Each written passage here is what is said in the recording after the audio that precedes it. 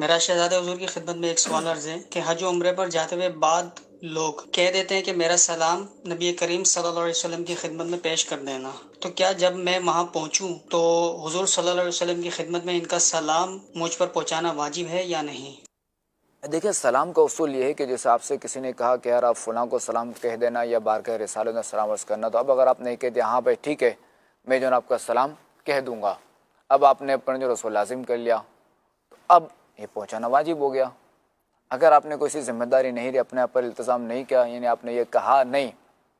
या किसी तरीके से उसको ये कहा नहीं कि हाँ मैं पहुँचा दूँगा, जी ठीक है मैं पहुँचा दूँगा, कोई भी ऐसा जुमला नहीं कहा, तो अब आप पर लाजिम नहीं है। सो होना ये चाहिए, कोई अगर हमें सलाम कहे तो हम अर्ज़ कर दें बारगाह रिसालत में